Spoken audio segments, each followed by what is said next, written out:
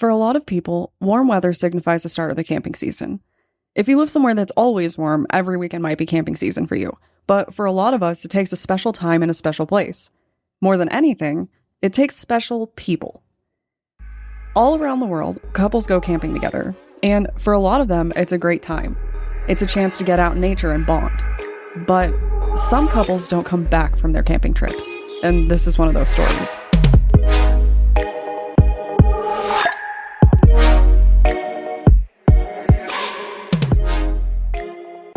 My name is Brienne, and I'm the host and creator of Among the Dirt and Trees, a show where we explore true crime cases that occur out in nature. In this episode, we're going to discuss the violent murder of a young couple and how we caught their murderer nearly 50 years later through everyone's new favorite trend, genealogy testing. In Wisconsin during July of 1976, the weather was right for camping. This is why a young and loving couple, David Schuldis and Ellen Matthews, decided to head out to a local campsite in the Green Bay area. The two were recently engaged and had plans for a bright future together. When the two of them set out for their camping trip, they made sure that they had the right supplies for a fun trip. They found a nice little spot and they made camp. And then they decided to go for a walk to enjoy the nature. Along the way, Ellen decided that she needed to go to the restroom. Now, this is one of those fancy campsites, so it had a bathroom. And this is where the story really just plays on one of my biggest fears.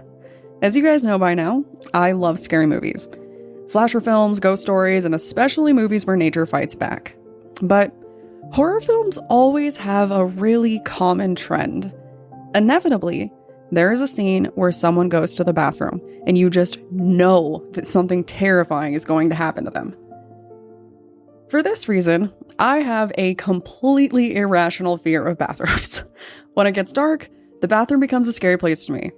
Whether it is a serial killer hiding in the shower, you have to do your karate chop into the shower curtain, or a ghost that could be waiting to cut the lights and crawl out of the mirror, I am always a little bit worried that something terrible is going to happen to me when I go to the bathroom.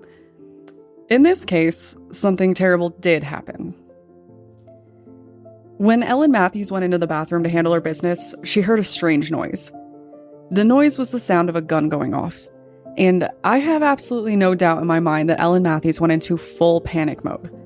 This wasn't the kind of area where people were supposed to be hunting, but someone was. Unfortunately, they were hunting animals. Ellen ran out of the bathroom, and that was when she learned that her beloved fiancé David had been shot. And when she locked eyes with the killer, it was clear that it was no accident. Now, I couldn't find anything confirmed that stated whether or not David died immediately, but based on the wounds, the police believe that this is the case. He was shot in the neck, which obviously has some pretty important parts. So, when faced with an impossibly terrifying situation, Ellen did the only thing that she could do. She ran away from the killer and hoped that she would escape. Unfortunately for Ellen, running through the woods went about as well as you would expect it to in a horror film. The man responsible for killing her fiancé caught her. The killer raped Ellen, and then he shot her twice. And for a long time, that was all that anyone knew. It was a completely random killing. Just a very bad thing that happened to two good people. There was no connection between the victims and the killer, which meant that it was nearly impossible to find the person that was responsible for it.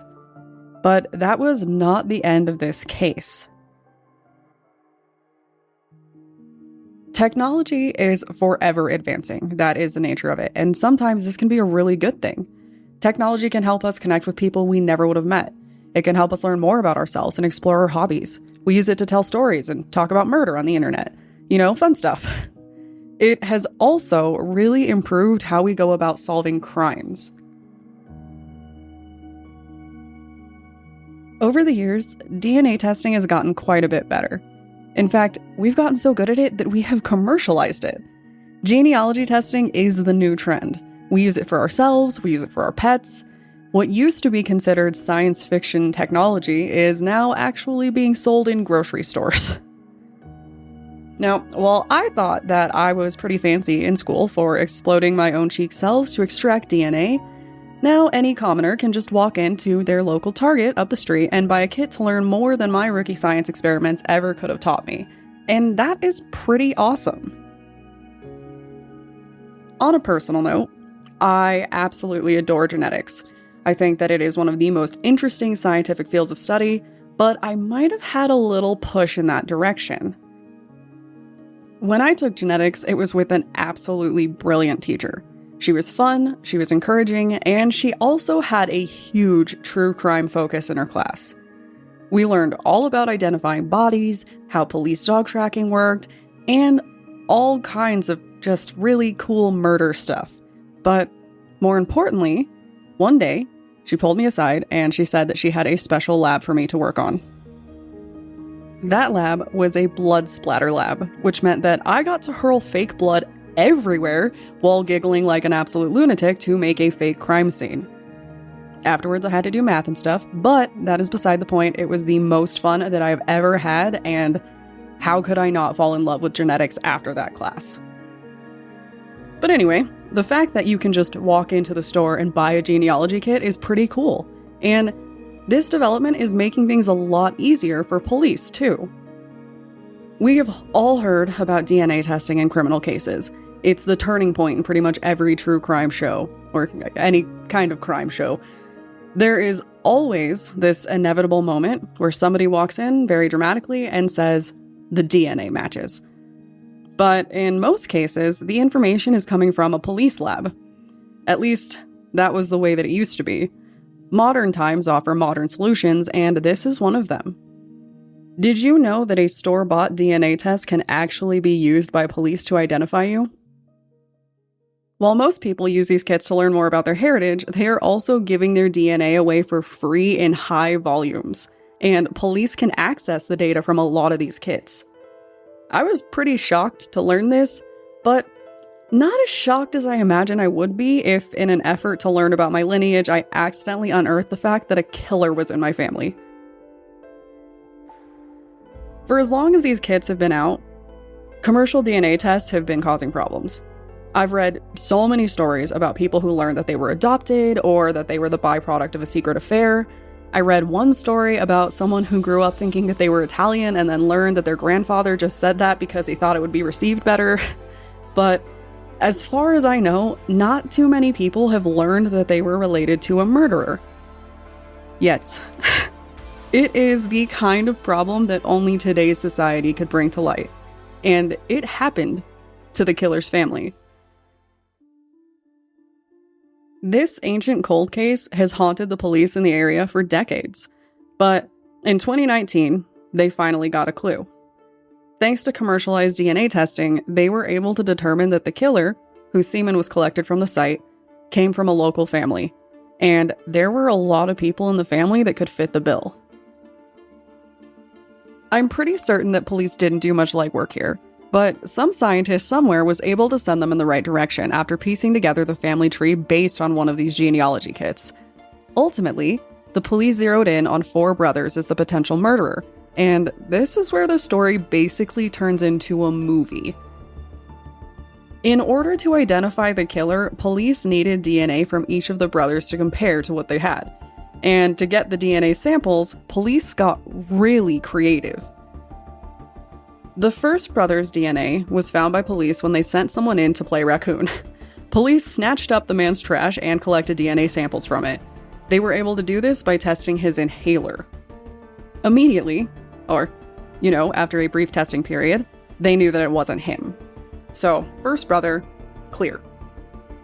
The second brother is a shining example of why it is so important to have ride-or-die friends. Us true crime lovers are known for sharing memes about how we would help our friends bury the bodies if we needed to, but the second brother did not have that kind of friend.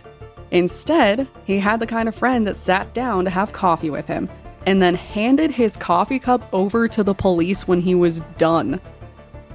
Lucky for brother number 2, he also wasn't the killer, but let this serve as a reminder that some of your friends might sell you out if they think that you're a murderer. The third brother is, without a doubt, the best part of this story, because police straight up tricked him into freely handing over his DNA. This was actually a major argument in the case, because there's definitely a question of ethics here.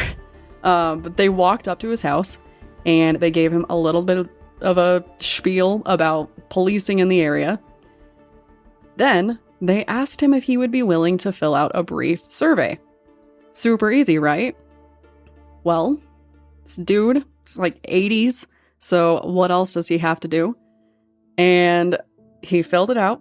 When the survey was done, they told him that they needed him to seal the envelope to ensure that his responses weren't tampered with. So he licked the envelope and handed it right over. Less than a week later, he was arrested for the crime. Despite what movies would lead us to believe, obtaining DNA actually does come with a fair bit of legal protection. In most cases, DNA cannot be taken from someone without a warrant, and that is a huge point of contention with this case. Since police were incredibly sneaky about obtaining the DNA, the case was made that it wasn't fair to use it at all. Ultimately, police were able to use it, but I thought that this was pretty interesting. I mean, imagine going through all this effort to get this information. They worked with the genealogy testing service to find the family, then went all super secret spy in order to get everyone else's DNA, and ultimately, they found the killer in a decades-old case, only to have some guy say that it wasn't exactly fair. Personally, I would make the case that the killer's actions were far from fair, but hey, what do I know? Honestly, I think that the extent that they went to in order to solve the case was pretty amazing, but I also have to wonder how stressful all this was for the friend who handed over the other brother's DNA. One of the sources I read said that he was actually a retired cop, which makes me wonder if they told him what his friend was being investigated for. I can't imagine having that secret and then just legally being forced to sit on it. Imagine having to wait for the news to break in order to determine if your friend was actually a criminal. I would be so stressed out. I would be sitting there just going wild with my own conspiracy theories. Like, what did they do? Do I even know this person? Is my best friend a serial killer? I would absolutely spiral with this information. But I bet he ultimately breathed a huge sigh of relief when he found out that it was the friend's brother and not his best pal. Still, regarding ethics, I have to wonder what happened there. I mean, the defense was mad about the police tricking the killer into handing his own DNA over, but what do you think the second brother thought about his friend giving over his DNA? There's no doubt that he did the right thing, but I have to assume that their friendship was a bit damaged after that. The third brother's name was Ray Vannywenhoven, and he was arrested at the age of 82 for his crimes. When you learn that someone close to you is a murderer and a rapist, I have to assume it comes as quite a shock. But it did help some people spill the deets on old Mr. Vannywenhoven. In general, people seemed surprised, but some people close to the family did let it slip that he had a bit of a drinking problem. While he stopped drinking in recent years due to his health, apparently he used to be a pretty unpleasant guy when he drank. After police identified him, they were able to learn a bit more. First, this was not his first run-in with the law. Many years ago, he had also assaulted 2 girls, and this part of the story really makes my blood boil a little bit. When he was arrested, it was after violently attacking 2 teenage girls. He had struck one of the girls repeatedly, and they later identified him to police. When he was questioned about his crimes in court, his defense was to say that he was just trying to scare the girls. You know, like a totally normal, not criminal person does. And because he was just trying to, quote, scare them, the court didn't think it was all that bad. Sure, he just beat up a teenage girl, but it was all just a joke, right? So he was fined $200 for attacking these girls. And as if that isn't problematic enough, the court added insult to literal injury by putting him in jail for 6 months over driving with a suspended license. Yes, they literally thought that driving without a license was worse than beating up a teenage girl. He was also charged for failing to provide financial aid to his wife and child. Now, given his old age, the trial was kind of unusual. To start, there was a need for a competency trial. According to reports, the killer wasn't exactly fit to stand trial. He could barely walk and he had some health issues. For this reason, they felt that it really wasn't fair to pursue the charges at that time. Fortunately, the court didn't see it that way. While they did determine that he was not competent to stand trial, they gave orders to forcibly administer treatment for some of his medical conditions. With medication, he was restored, pretty much completely, which also meant that he was competent to stand trial. But this was considered fairly controversial because the decision was made right after he suffered a stroke. There's been a fair bit of back and forth surrounding his competency with the case, but the case is coming along, and with the DNA evidence, it seems like a fairly open and shut circumstance. In a true example of the power of science, justice has finally been found for Ellen and David.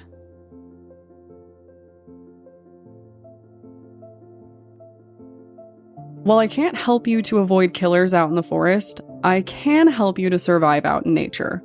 If you guys haven't joined our Surviving Nature giveaway yet, you need to get on it. The show has been receiving a ton of love, but the contest actually doesn't have that many entries.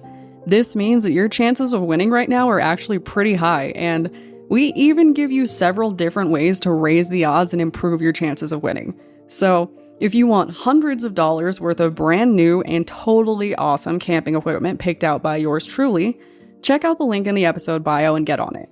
Some lucky winner is going to get a huge boost to their camping supplies, and we look forward to helping the winner stay safe and have fun out in nature. If you are looking for more true crime fun facts, or you want to stay up to date on the show, make sure to follow me at @datpod on Twitter and Instagram. And hey, if you want to join our growing true crime community or gain access to some upcoming show exclusives, head over to my Patreon at patreon.com/like and inscribe. Thanks, guys.